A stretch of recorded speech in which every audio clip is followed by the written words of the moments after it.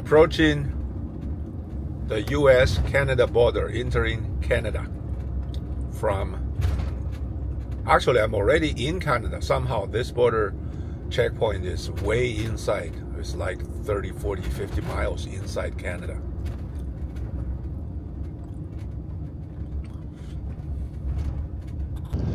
Going to stay here for the night. Just look at the view. Look across.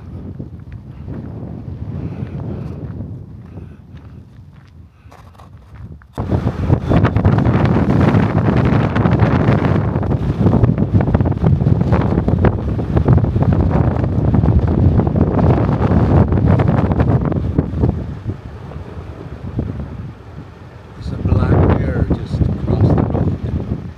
Where did he go? It's gone.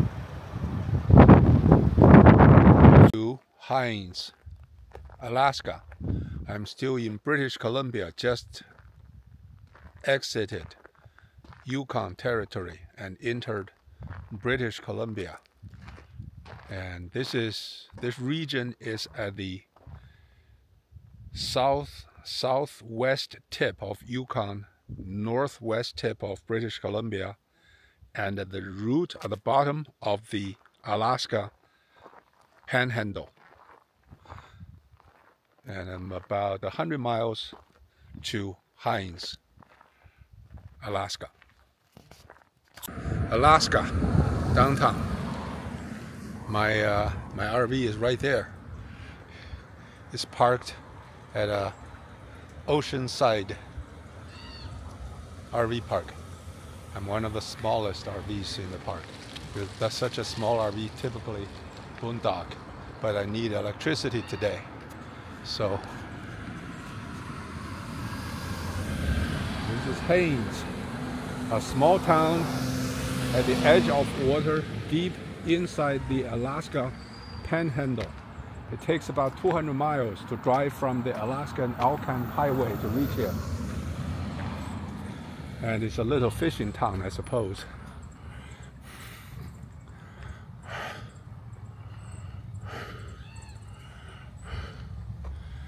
And it's surrounded by snow peaks on all sides. It's a narrow fjord. But it's just a gorgeous surroundings. Gorgeous.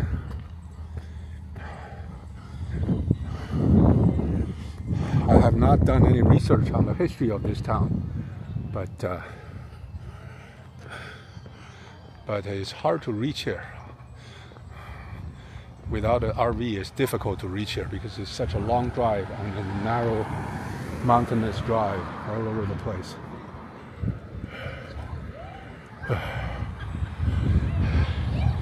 You have beautiful snow peaks in the distance.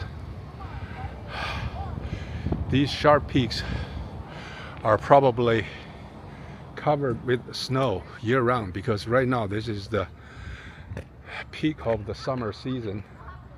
They're still covered with glaciers.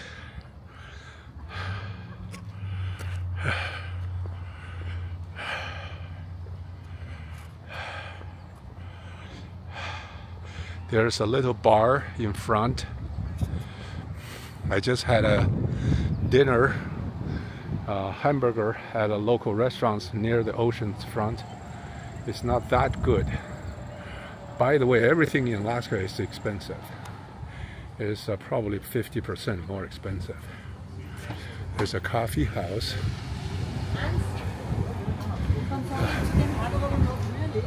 There's a...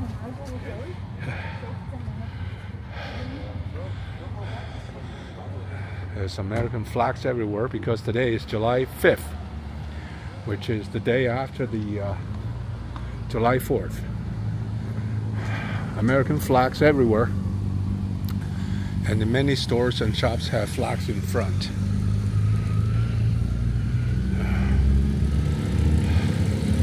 And by the way, patriotism is never being forced in here.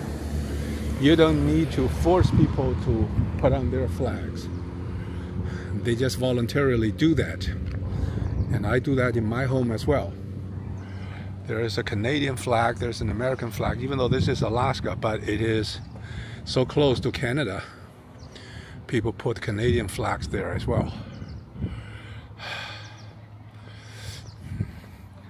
This is a little utility company, I suppose.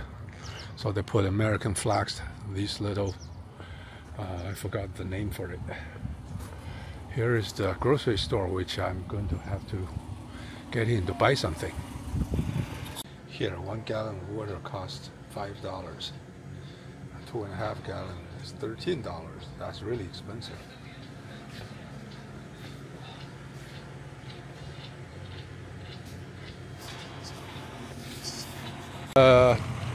City of Haines, or the town of Haines, is not a cruise stop. I think Skagway, which is 10 miles away by water, is a cruise stop. If you are a cruise stop, that means periodically or during the tourist season you will have hordes and hordes of tourists coming off the cruise ships. And these people are mostly just walking on the street, so the street could be quite busy, but not here. Well, I can see the tourists walking here are probably all people like me who are here on RVs or probably on their individual cars, like this car from Oregon. This car from Oregon, I can tell because the back seat windows are tinted. That means they probably sleep in the back seat. You see, all of these American flags are outside on all of the store, on many of the storefronts. Here's another store that is plastered with American flags. Yep, nobody asked them to do it. It's just purely out of their own patriotism, their own love of their country. See American flags on almost in front of every home, because today is July 5th. This is a little hotel on the left, Aspen Suites Hotel. This is probably the best, most upscale hotel in this town. It looks really nice. Nice little hotel right here.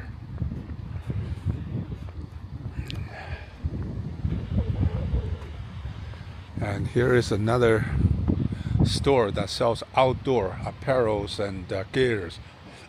So for outdoor sports, outdoor items. It's not for selling groceries. Oh, there is a grocery store next to it. And further down on the left is another sport shop. It sells sport stuff. So this is a very small town. In half a mile is a long stretch. It's a narrow stretch. In half a mile, you'll cross from one end to the other on the short end. On the long end is probably a couple miles long. That's it. I would assume the population of this town is probably 30,000-40,000 at most, maybe even less, maybe 10,000.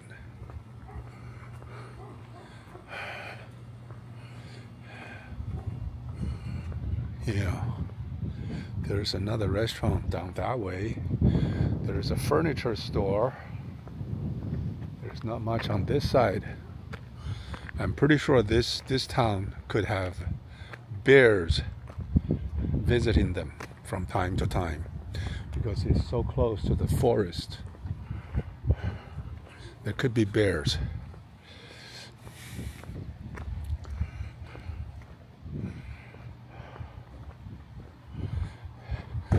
The town is relatively flat with mild hills up and down, and most of the buildings are kind of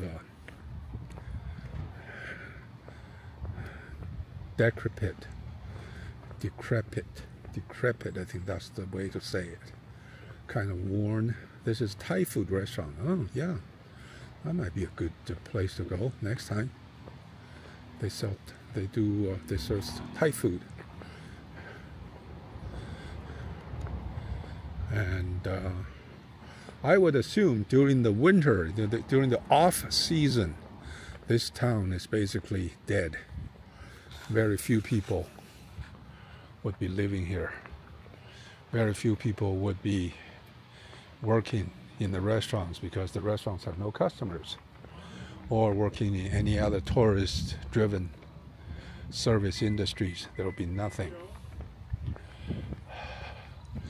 But this is Chokai restaurant. They're serving Thai food, so Thai is not exclusively served here, or at least they're not serving Thai food only. They're probably serving other things. Decrepit, yeah, that's the word. Decrepit. Most of these buildings are relatively decrepit. And there are a lot of unpaved surfaces which cause these cars to create a lot of dust if they drive over it. But at least the wind will blow it away. This is what is this? This is some kind of a factory, or some kind of have a lot of wooden pallets padding in the back. A lot of these shipment containers. They're everywhere. Those containers are actually quite nice. This is a longer one. This is 30-some feet. A 24-feet container cost in the U.S. It costs like only $1,000 or something. It's a extremely strong container, and if you can put it in your backyard, you can turn it into a nice little work shed. I was thinking about doing that, but then I have to tear down my back fence and have to possibly seek approval by the town, because people don't like having a container in the backyard and make the neighbor look bad. But if you decorate the container or paint it well, maybe it's not that bad. Look at this house. It looks so old, but clearly inside there are people living. It has a nice window, but the house outside is pretty rough looking. The reason for that could be due to the fact that the weather here is so harsh. The climate is so rough and harsh during the winter. It does put a lot of tear and wear and stress on the outside shingling. But this building is probably newly painted, just like this one. They might be owned by the same owner. Yeah.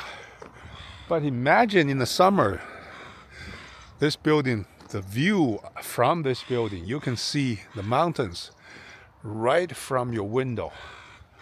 Just absolutely beautiful. Here is a tire and auto repair shop. Look at the junks in front. Probably it's closed. Maybe they're open during the day. Right now it's 7 o'clock, so they're closed.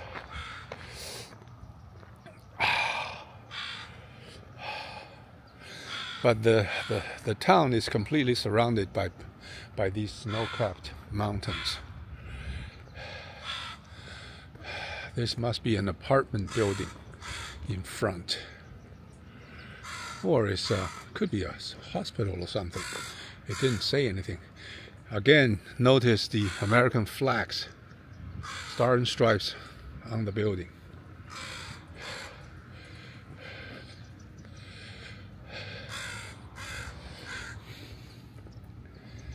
In my neighborhood where I live, even during other time of the year, I would say 1 out of 2 or 3 homes have American flags in front. I put mine year round, so this year I might have to change it. It's kind of getting too old. Get a new one, but it's not a political statement or anything. It's just as a decoration. This is a utility company. Yeah, I guess AT&T, Alaska Power and the Telephone. So they basically, this company manage both power distribution, power grid, and the landline. So telephone. So they handle both. This must be the reason. Because the place is Alaska is small. Alaska's population is like 500,000 or something. Of the 500,000, about 300,000, 350,000 live in Anchorage. And then the rest, the 150 to 200,000, live across the entire Alaskan territory. So imagine Alaska is how big. It's bigger than Texas, I think. Only 150,000 people.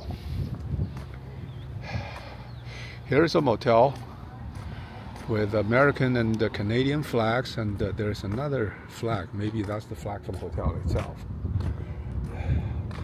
This is the post office. No, this is not a post office. This is the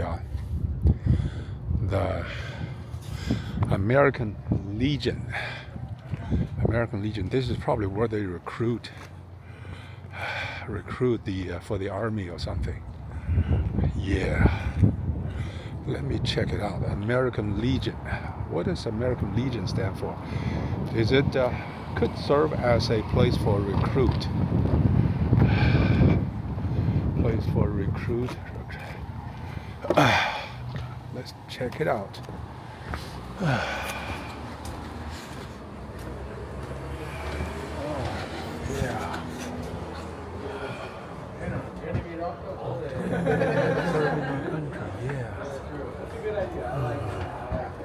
Nice.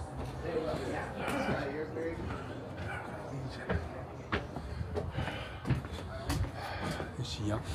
I smell marijuana here in the air. I don't know why these young people are congregating in that place. Maybe it's just some organized meal for young people and for some kind of event.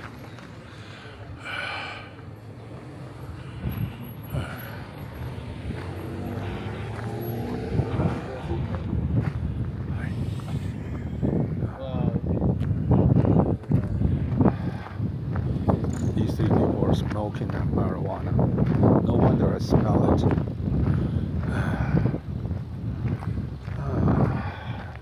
Going back to my RV park.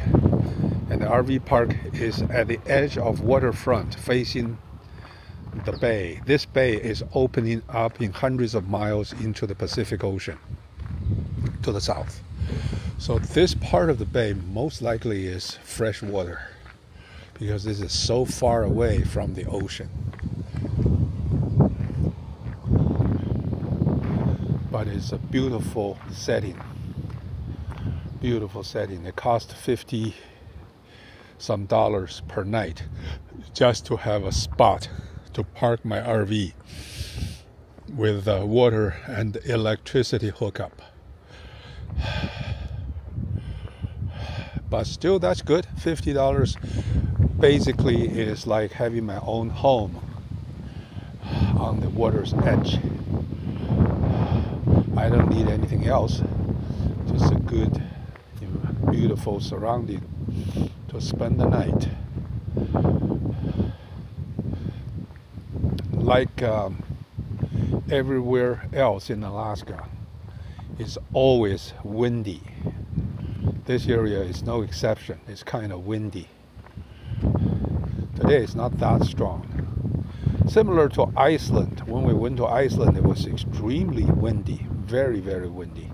But this is the reason I lost one of my drones a few days ago in Seward. The wind was too strong for the drone, and I let the drone out over the water, but I did not realize that when I returned, I'm against the wind. The wind was just overwhelmed the drone, and the drone cannot keep its balance and fell into water. Ah, this dust is so annoying. But most of the RVs on this camp are big ones. But we see there's a camper straight ahead. There's another smaller trailer, but most of the others are big.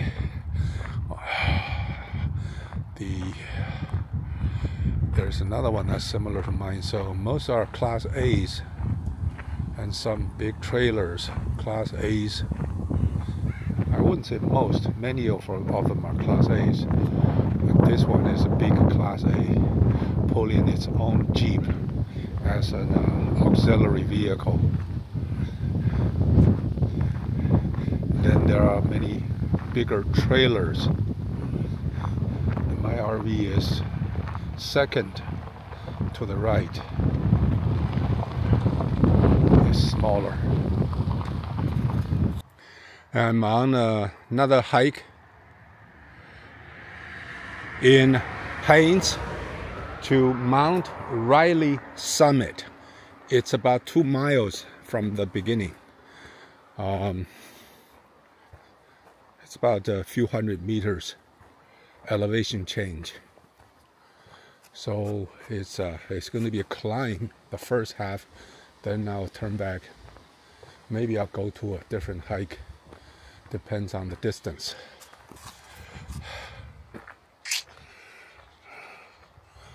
This is a very pretty hike because, again, I'm surrounded by lush green vegetation and plants and trees.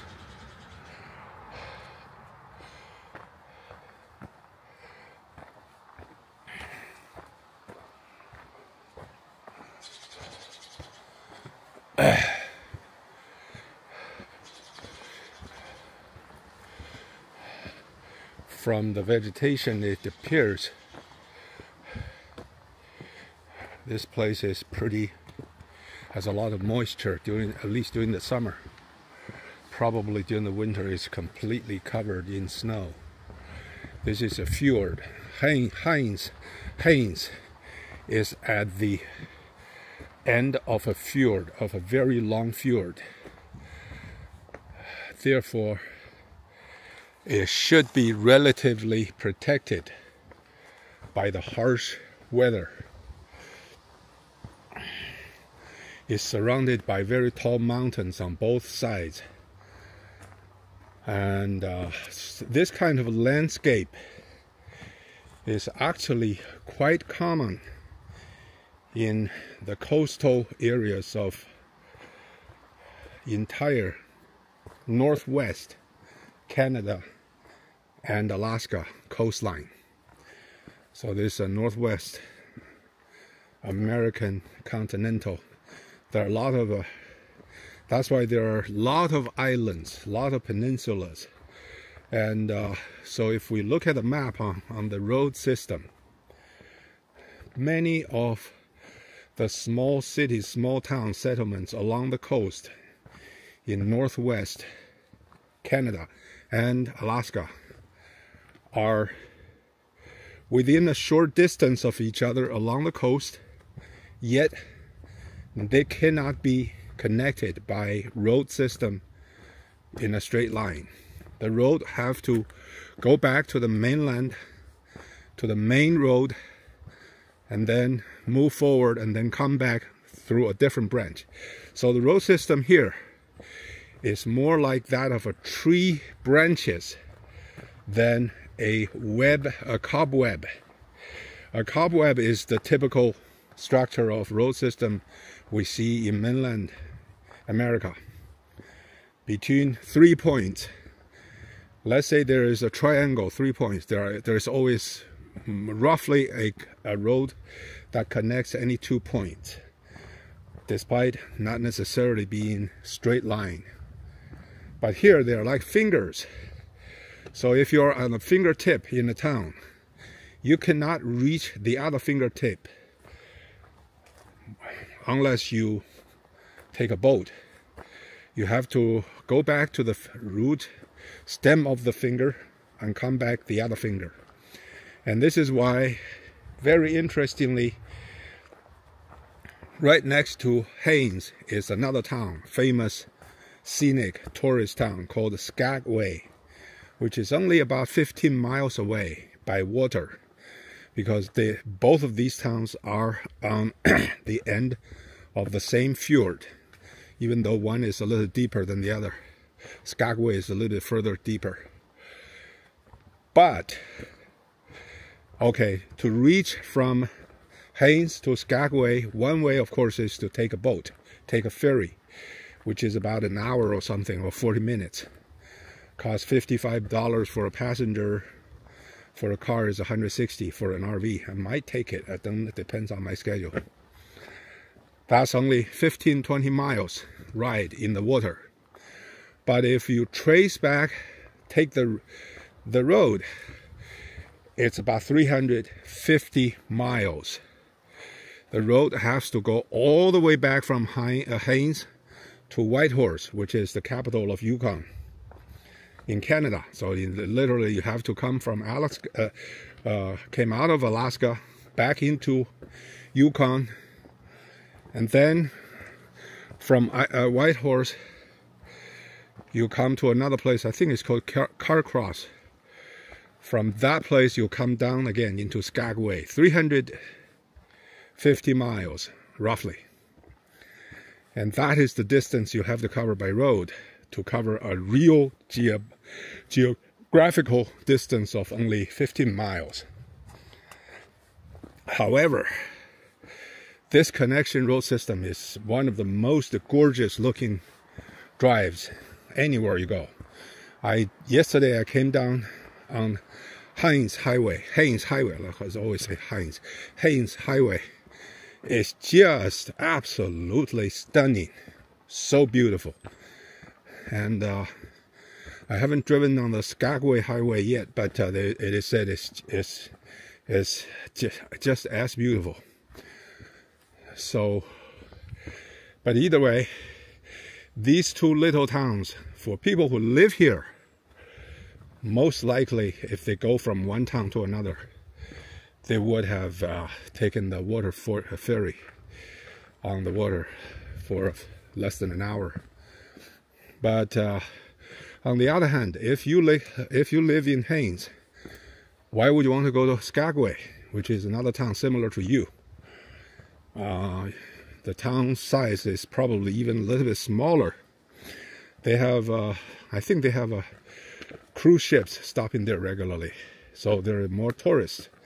If you're a resident of Haines, you would probably want to go to Whitehorse, because that's a much bigger town, with even with a Walmart, with a lot of stores, and so if you want to buy something, you go to Whitehorse, which is a few hundred miles away. It's probably 300 miles away. So for local residents, I would assume if they want to go to Skagway, they take the ferry. If they go to other, for whatever reason, but for other reasons, they would probably go to Whitehorse. Given that this place is really hundreds of miles away, even though it's on the coast, at least 300 miles away from any other major city, major town. And for that reason, let's say you got a little sick, you got a little bit uncomfortable and being sick. What do? Well, you just have to tough it out. Stay at home, have a good rest, take some Tylenol or whatever. But if it is real sickness, particularly if it is serious or acute kind of symptoms, you really have to go to Whitehorse, because they have a hospital there. So for smaller diseases, or for minor, I would say minor illness, there is the witch doctor, there is the Chinese acupuncture, traditional Chinese medicine, as we saw yesterday, opening a little shop. which give you some useless ointment, and use acupuncture just to give you some psychological relief. Maybe the disease will go away. But if you have diabetes, if you have a cardiovascular disease, if you have a stroke, yeah, forget it. You have to go to a real hospital. I don't see any hospital. There must be a little clinic somewhere in Haines with a doctor or something. But such a clinic, I doubt they even have an X-ray. They might have an X-ray, but I doubt they have any real lab to test your blood and urine or anything else. Yeah. So if you have any severe or acute disease, or acute symptoms, or serious disease, forget it. You just have to go to the big city. And that's it. But back to this trail. I'm the only person. I saw one other car parked on the parking lot. So that person might be hiking on the same trail as I did, as I'm doing right now. But this lush green landscape is so pretty.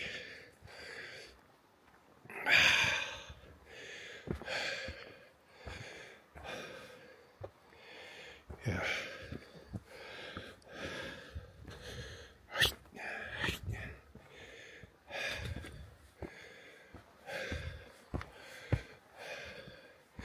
Trail is not that steep, it's just up and down. That's all.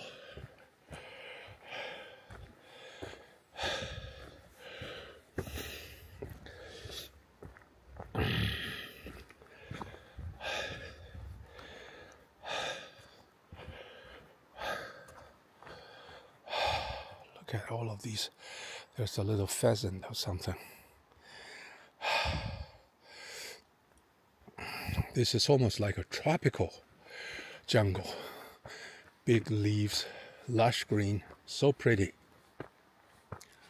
In the distance, I hear the sound of water. There must be a little stream somewhere. In the further distance, I think I hear some faint sound of road noise, which means because I came off that road, which is not that far away. Must be traffic on that road.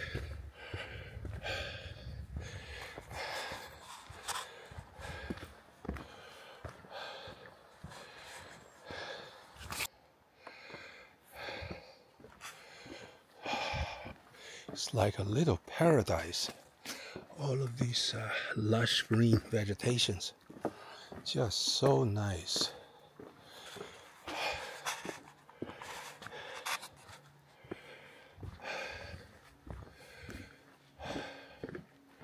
Just so nice, so beautiful.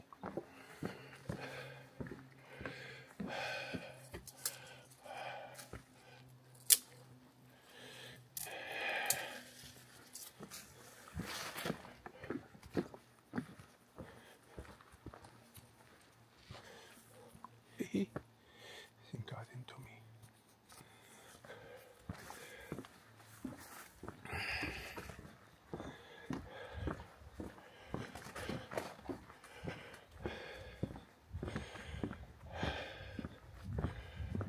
Beautiful hike.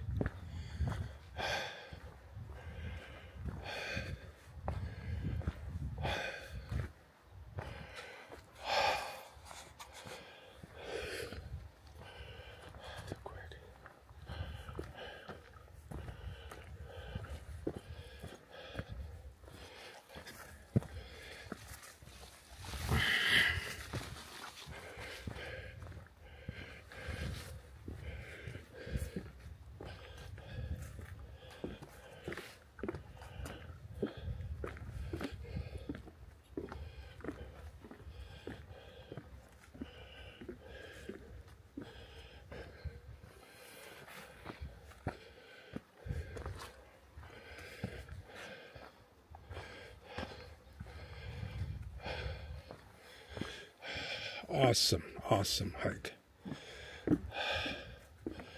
This is entirely different from that Slaughter Ridge hike I did.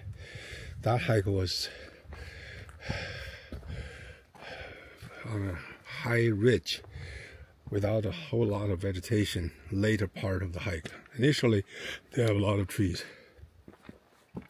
Later part is just not even grass, just some rough, small tundras on the trail. But this hike is in a fjord, so there's a lot of moisture, that's for sure.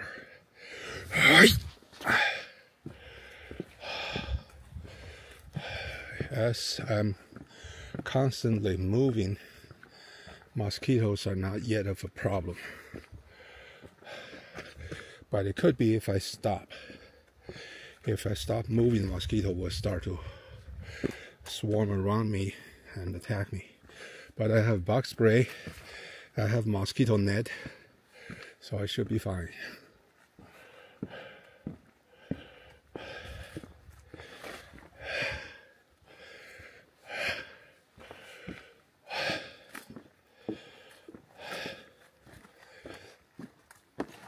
Oh, it's so pretty.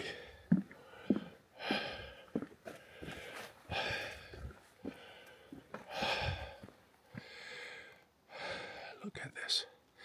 Everything around me. Ah!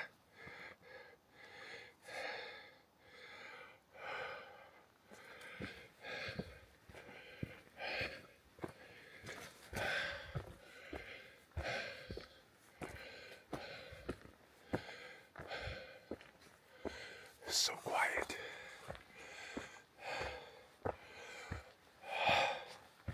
Now the real climb starts.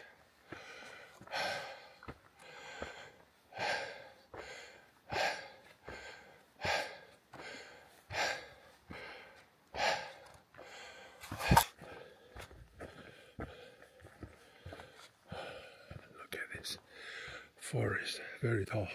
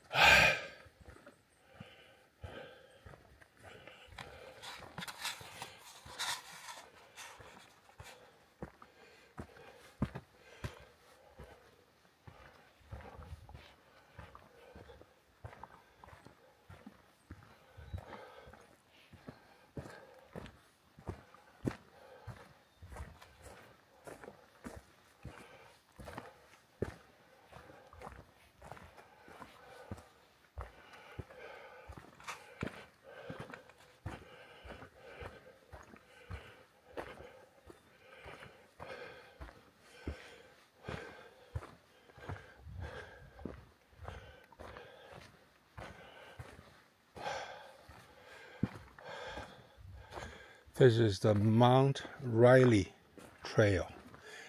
It goes from the Mud Bay Road all the way to the peak of Mount Riley, which is not that high. So it's about probably 1,500 feet elevation.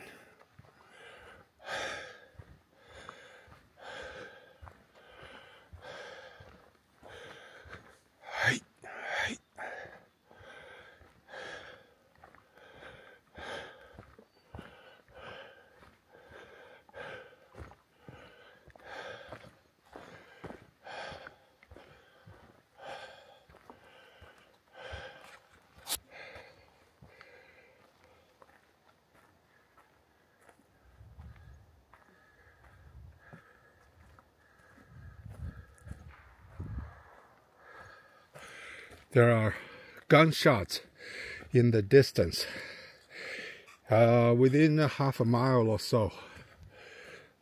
As I was doing research on this trail, yeah, people said that there is a gun range, shooting range, not too far from here. So we often hear gunshots. Those are gunshots in the shooting range. People over the weekends want to go out, have some fun, take out their guns, go to the shooting range. By the way, Alaska has one of the most gun-friendly states. The other one is Texas, Arizona, and some other states. Interestingly, when you are in a gun-friendly state, you're actually safer because everyone has a gun. And for the criminals who have the gun, they do not necessarily have an advantage in a public space. So the gun control law is in every rational sense a law that in effect protect the criminals, because United States have 330 million people population, but there are 350 guns. So on average, every person has a gun. Of course, many people do not have guns, and many people have many guns, like myself. I have many guns. So for criminals, they can easily get hold of a gun, either by stealing it or by purchasing it from other people in private person, or there are so many loopholes. As a result,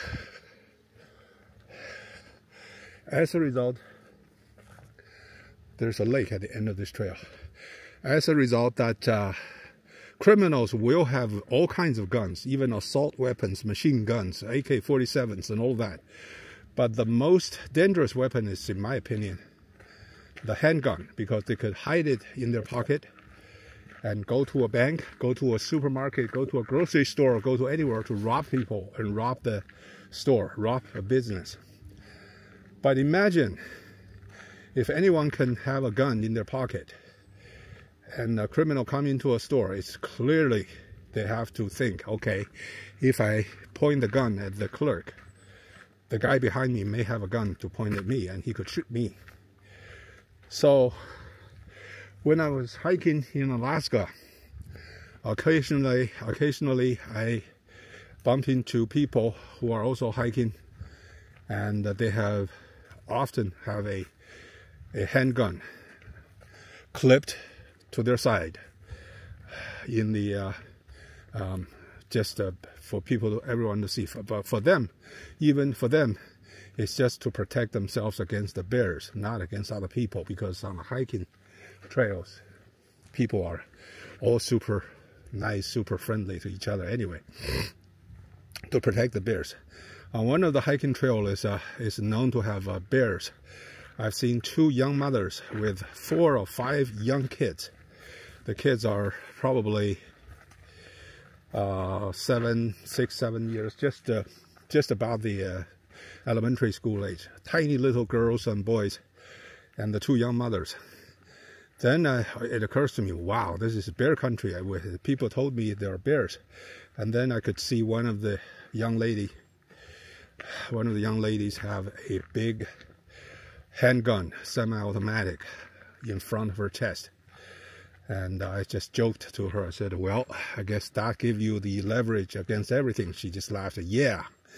So she could take all of the young kids in the most bear-infested trails without being afraid of anything. Because that handgun, any handgun, a 9mm typically, could take out a bear in one shot if you shoot it in the right position. But if you shoot in multiple positions, multiple shots. But that said, it seldom happens. A bear, if you could just shoot a gun into the air, a bear would be frightened away. And in fact, most bears would avoid running into people. They see people in the distance, they hear a noise, they run away. That's all. The only dangerous situation is when some people who are very quiet, without any noise, all of a sudden surprised a bear mother with a few cubs by her, and the protective instinct would turn her into a ferocious protector. She would just turn into attack mode, and that's when you need to protect. But so that's why for people to travel alone or on a bear country, this is a bear country too, I think. You just make noise. You just talk loud, make loud noises. And some people even bring a little copper bell clipped to them. That bell would making continuous clinging sound so the bear can hear it. Once they hear it, it will just go away. This root looks like a big bear mouse in the distance. Anyway, so back to the gun law. In Alaska, people can clip a gun to their side in the open. And unfortunately, I can't do that because I do not have a handgun with me. Because as I was traveling through Canada prohibit handguns being carried through its territory. If you're a traveler, you have to go through. There's a very complicated process, which I hate to do, so I didn't bring my handgun. But shotgun is okay. So I brought my shotgun in my RV. Pay 25 Canadian dollars, fill up a form, and that form, well, basically I show to the customs, to the border control every time I pass through Canadian border. Sometimes they ask, sometimes they don't. Yesterday I was coming into the US through Canada side, through the American border control. There's this one guy, and he saw my passport. He said, "You brought any firearms?" I said, "Yeah, I have a shotgun." I said, "Do you want to see it?" I said, "Nah, you're American. Go through. Have a good day." So that's it. She doesn't. That's in Alaska. It's just that loose, that easy. So at least the law allows one to have a handgun at home. But in Canada, in California, it has one of the toughest gun control law, which is also why California has one of the highest crime rates, because people could steal, could rob, could do anything they want because they know nobody have guns, at least in public place, which is really, really stupid, really stupid. But some of the gun control policies by Democrats is just, it does not make any sense. Okay, here I'm coming to a small lake. It's called the Drinking Water Protection Area. That means the water from this lake will probably percolate down to provide drinking water for the city of Haines. So the water here must be pretty clean, which is nice. A small lake. In the distance is a snow-capped mountain shrouded in mist and cloud. Such a serene setting. I'm the only human being in this area, I suppose. I haven't seen anyone. No bugs, no mosquitoes so far, which is weird because this lake is relatively still.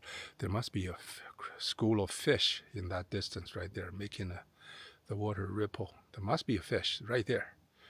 There must be a fish. Very nice.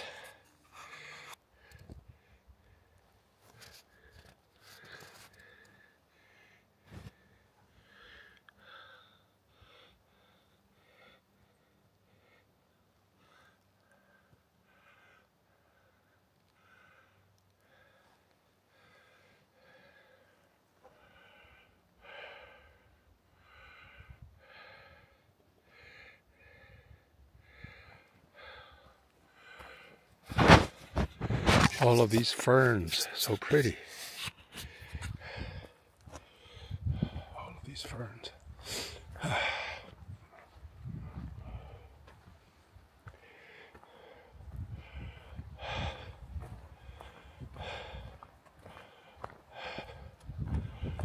Let's look at this trail, so beautiful.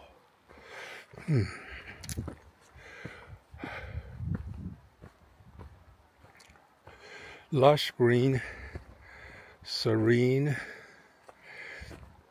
calm,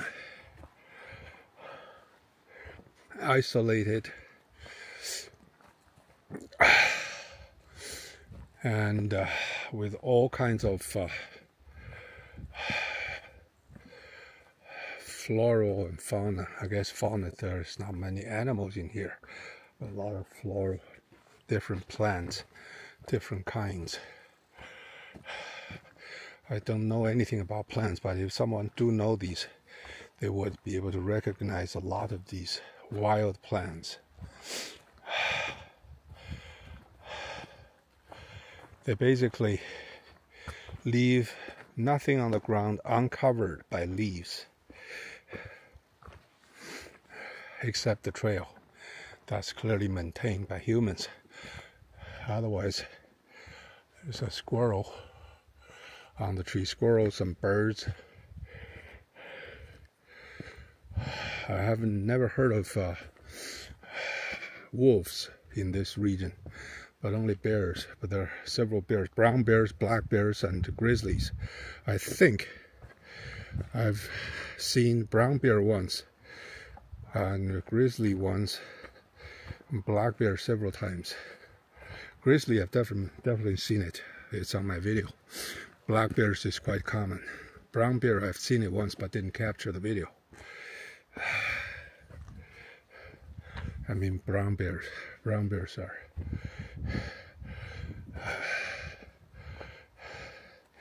The bears are very cute looking, actually.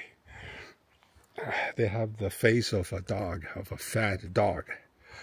Of course, if you are close to them, they're big and chubby and round and fat, particularly in the summer.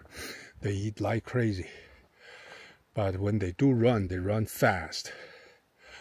Nobody can outrun them. So if you encounter a bear, it's not a good idea to flee. It's to hold your ground, stand up and tall, and look straight at the bear and make a loud noise, and try to present yourself as big as possible, tall and big. The bear would typically be frightened away, because if you run, well, that bear will chase after you, and that will give you no chance to outrun a bear.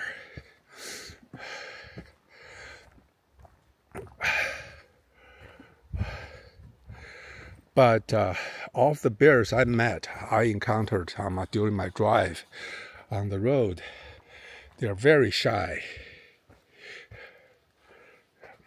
Sometimes I see a bear in the middle of the road,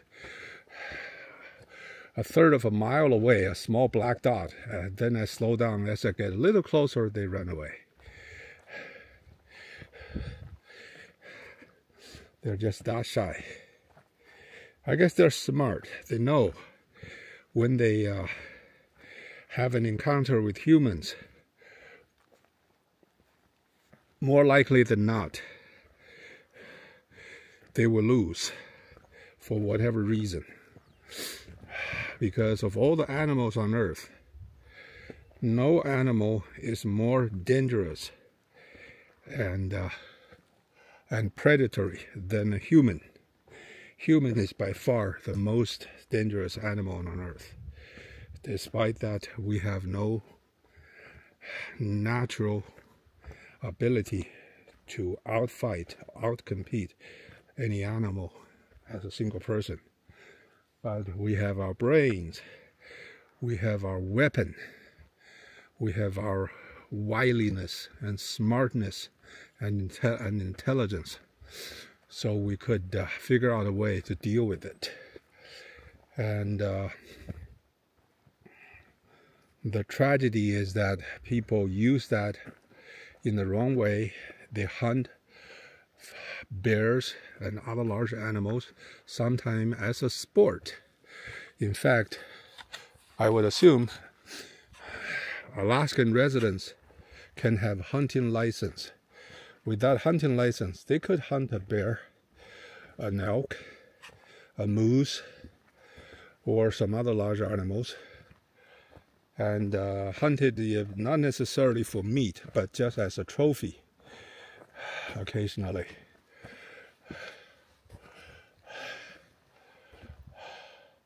A large grizzly could stand up to be 9 feet, 800 pounds, or something like that. I've seen some grizzlies on my drive, but they're, I don't know how big they are, but probably they're 400 or 500, 600 pounds from a distance. I couldn't tell. But of the black bear that came close to my door, to my car's door, it's probably 250, 300 pounds. Definitely pretty big.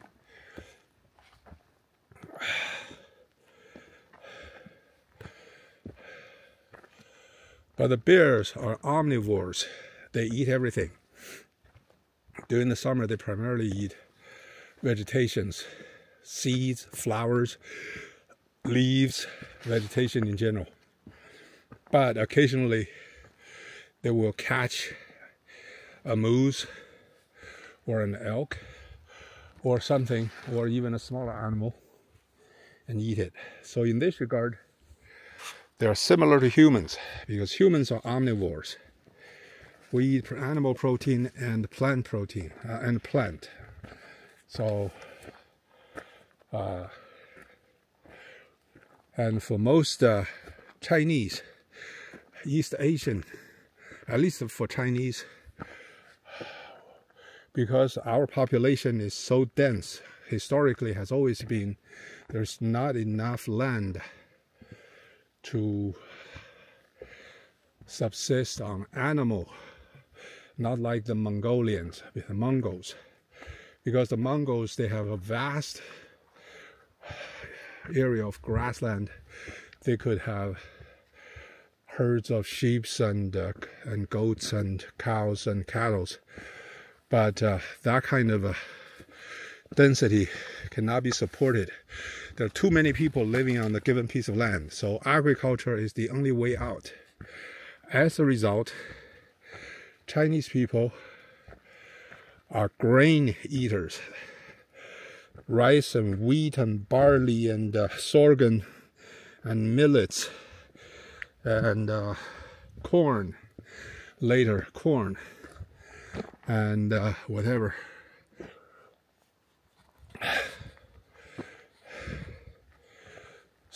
This is why the Chinese people are not that good digesting animal milk. It's called lactose tolerant. We don't tolerate. We have these. We're weak in certain type of enzymes in our digestive system. That made it hard to digest milk, and as it is well known, many Chinese people have difficulty drinking milk without stomach upset. And if you go to Northern Europe or go to areas where agriculture is less important than domesticated animals eating their meat, their milk, they are more tolerant of animal milk. And it took thousands of years for population. For example, the Nordic people, the Gauls, the Celts, the Celts,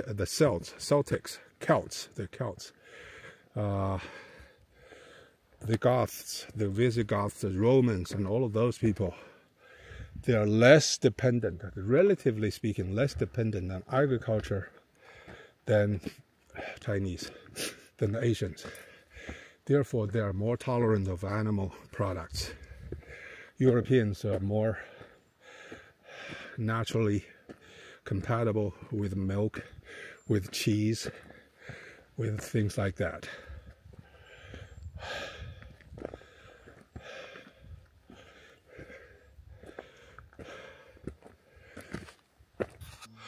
This is a pretty steep climb. Very, very steep.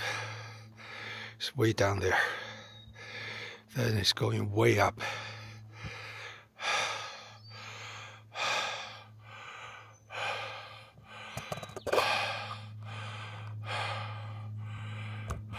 This is at the peak of Mount Riley.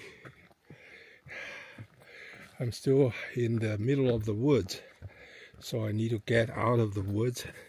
Supposedly there is a good viewpoint ahead somewhere.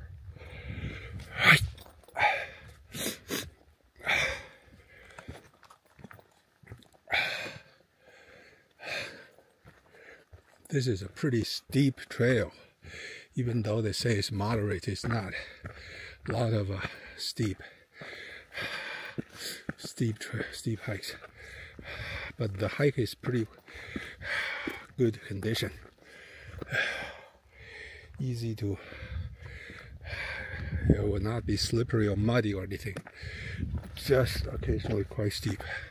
Near the peak, this is much better. It's much more level.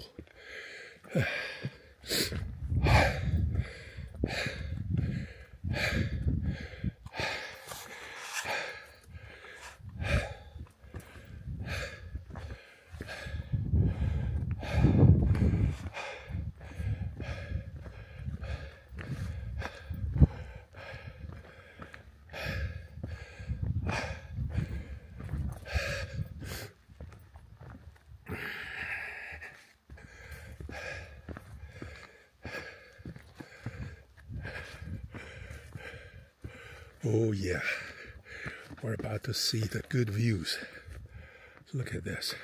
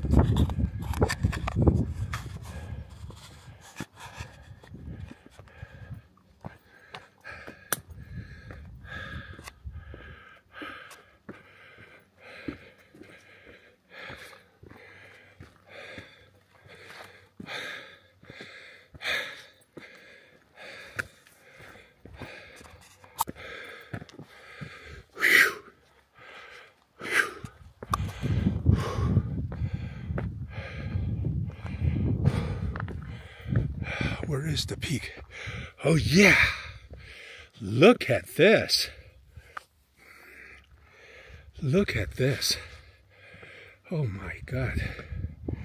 Oh my God! Hi! Hi! Oh yeah! Oh yeah! Oh yeah!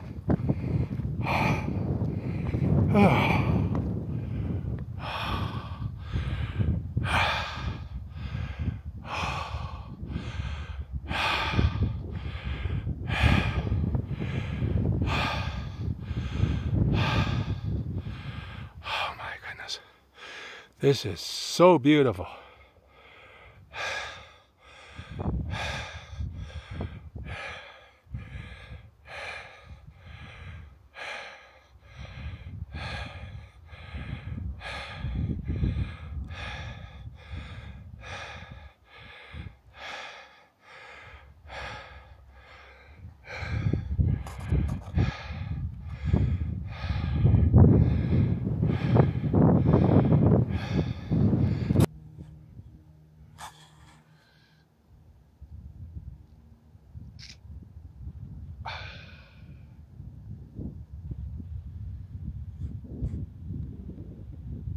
Such an awesome scenery. There are glaciers everywhere.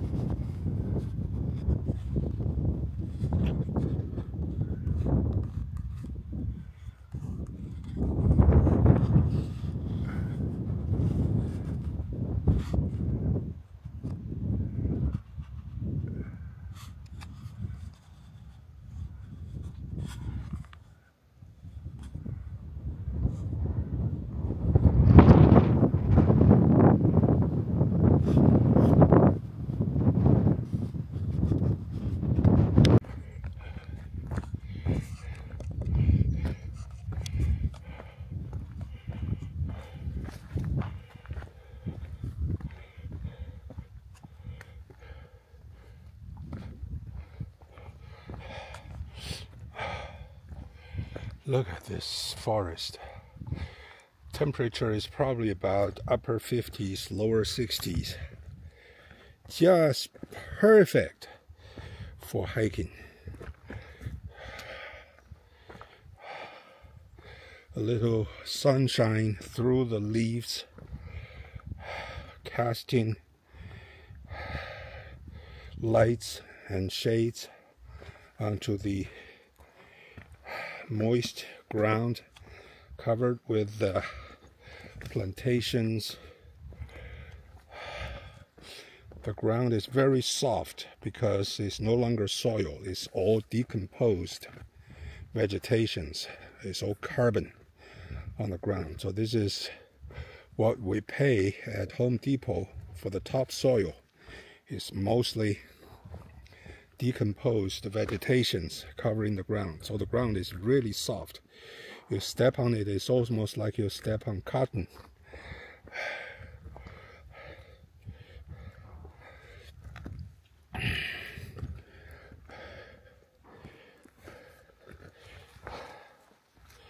So I figured this kind of forest will not have forest fires, at least not that easily, because there is such a high water content in the soil and in the vegetations and the trees. Everything is kind of wet, moist, and with high water content and humidity. So, but when you are in a drier, higher elevation with a lot of coniferous forests, then those could burn easily. And just over the last few days, near the Denali National Park, there is a pretty large forest fire that caused several major roads to be shut down. And I don't think they can fight the fires. They would just have to contain it, let it burn out somehow by itself, because those terrains in the Denali National Park are extremely tough. Without any roads, how can you fight the forest fire? In California, we have similar situations in some of the areas along the Route 1 along the Pacific coast. It's very scenic, and a few years ago when we were trying to spend a couple of days in the area, then there was a gigantic forest fire on the hills. You can see the fire is massive in the distance, but those hills are so steep. Pacific Ocean is right there, but there's no way to contain it, and the smoke just bellows out of the mountaintop and can be visible for probably 100 miles away. But not here. I think this forest is pretty safe from forest fires because it's so wet, it's so humid.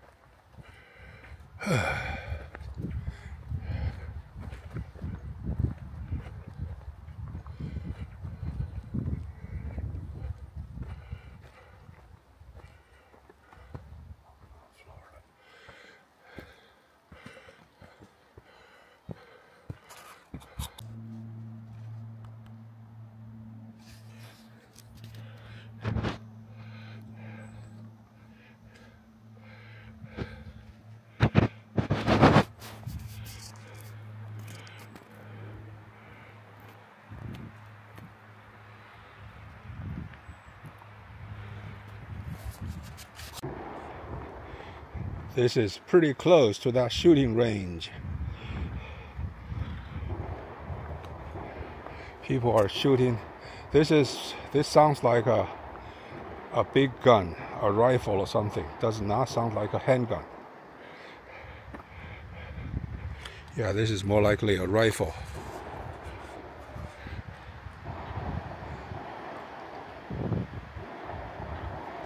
Or if it is a handgun, it has to be a fairly large 45 or something, fairly large barreled, large caliber bullet, because the sound is very, very loud.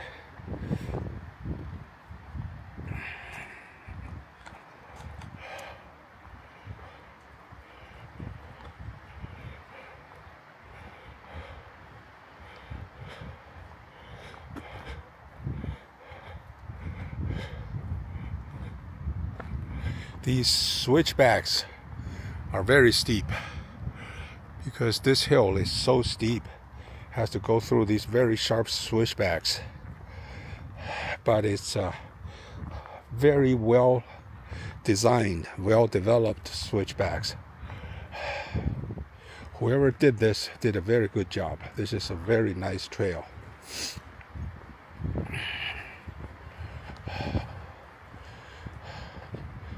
Even though the hills are so steep, just look down here.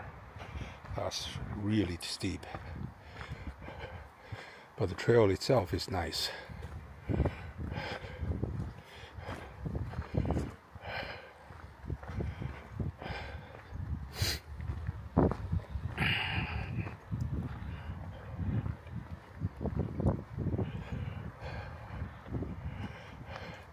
I suppose if there's a way to go straight down from the top to my starting point, I could cut the distance by a factor of 4 or 5, because for this trail to come down, it do a lot of switchbacks, It's just simply because the hill is so steep.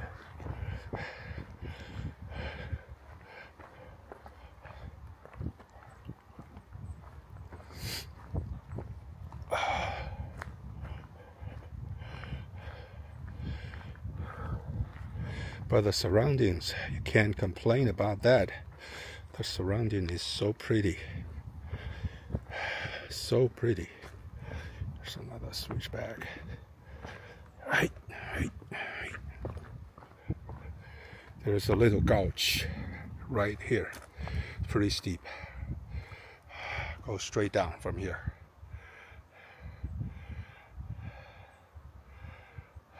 There's a couple of dead trees. More dead trees. And then this switchback comes this way.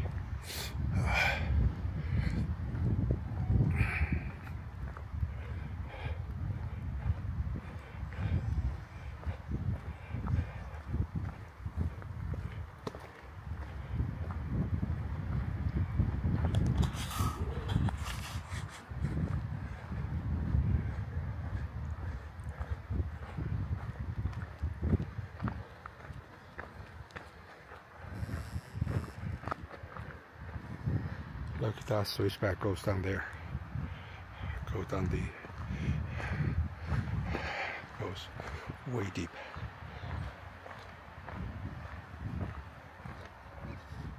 There is some big bird in the forest.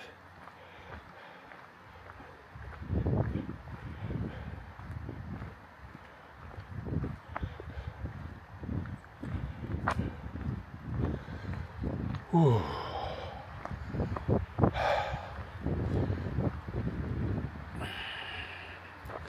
This whole trail round trip is probably about 6 to 7 miles, and elevation is certainly about 1,500 at least, based on my own estimate.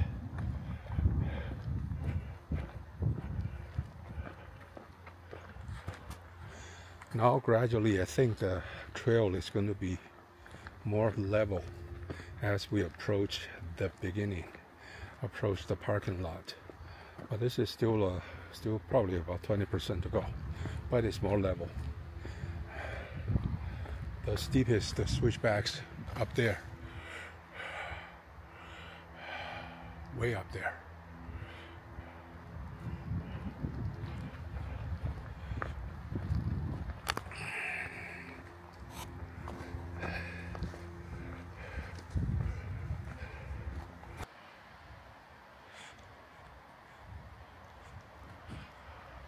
There's a bird right there under the branch.